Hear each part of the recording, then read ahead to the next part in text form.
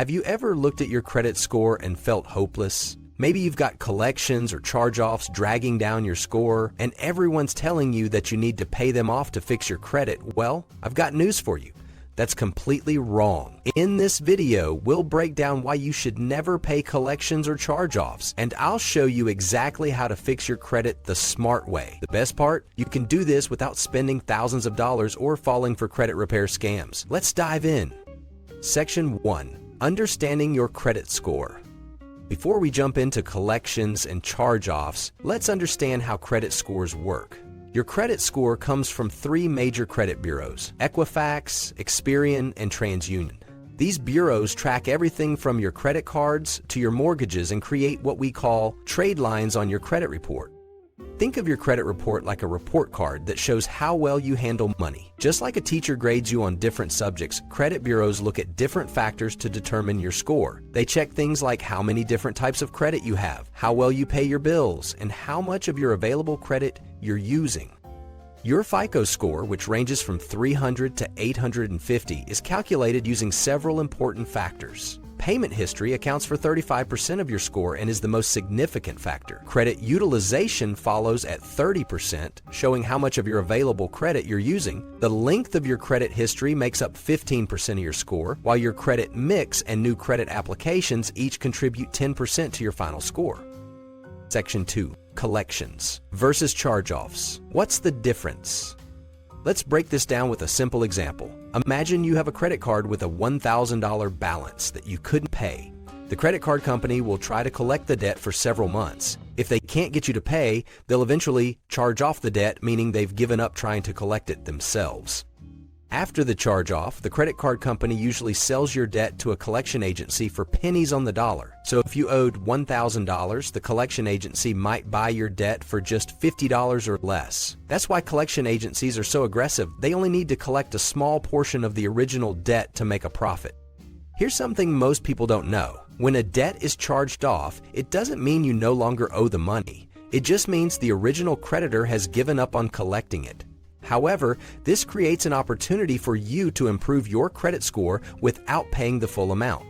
Section 3. The secret sauce. Understanding burden of proof. Here's where it gets interesting. Many people don't know this, but debt collectors have what's called the burden of proof.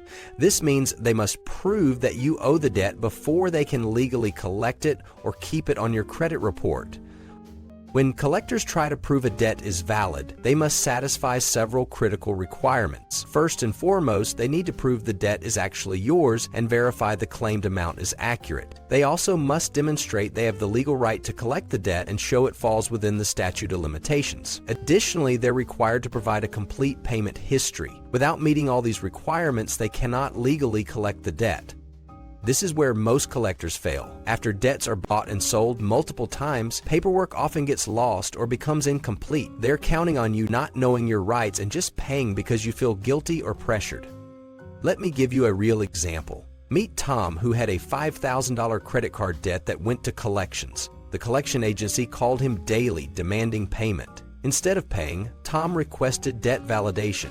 The collection agency couldn't provide proper documentation and the debt had to be removed from his credit report. Section 4A. The right way to handle collections. When a collection agency calls, there are several crucial things you should never do. The first thing to remember is to never admit the debt is yours. When they call, don't confirm your name or any information about the debt, as they bought this debt for pennies on the dollar and are trying to make a profit off you. Secondly, it's vital never to agree to make payments, as even a small payment can restart the statute of limitations on the debt and give them more time to collect. Plus, it counts as admitting the debt is yours. Finally, you should never provide any personal information, as collection agencies might try to gather information about you to strengthen their case. When dealing with collection agencies, there are specific steps you should follow to protect yourself. It's important to request all communication in writing to create a paper trail. You should send a debt validation letter within 30 days of their first contact. Make sure to keep detailed records of all correspondence and familiarize yourself with your state's statute of limitations on debt collection. Section 5. How to fix your credit. Instead of paying collections or charge-offs, you need to follow a strategic approach to fixing your credit. The first step is to get copies of your credit reports from all 3 bureaus. You can get these free once a year from annualcreditreport.com. Take time to review them carefully for any errors or old debts that should have fallen off. Next, you'll want to dispute any negative items on your credit report. Under the Fair Credit Reporting Act, credit bureaus must investigate disputes within 30 days. If the collector can't prove the debt is valid, which often happens, they must remove it from your credit report. Your third focus should be on building positive credit history. This can be done by opening secured credit cards, becoming an authorized user on someone else's well-managed credit card, or getting a credit builder loan. These positive accounts will help offset negative items.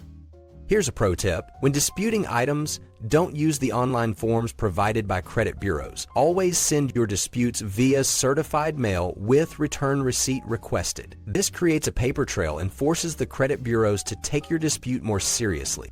Section 6. The power of credit restoration.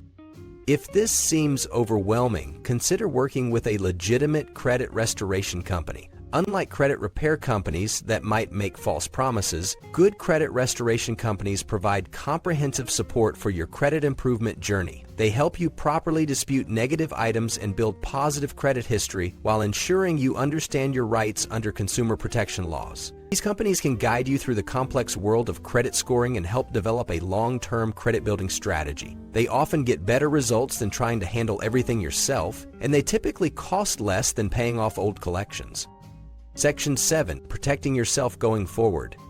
Maintaining good credit after cleaning up your report requires a comprehensive approach. You need to consistently pay all current bills on time and keep your credit card balances low, preferably under 30% of your limit. It's important to keep old credit accounts open to maintain your credit history length while regularly monitoring your credit for any changes or errors. A good strategy includes mixing different types of credit, such as credit cards and installment loans, while setting up automatic payments to avoid missing due dates. Make it a habit to review your credit reports quarterly and take immediate action if you spot any errors or discrepancies. Remember, building good credit is a marathon, not a sprint. It takes time, but the results are worth it.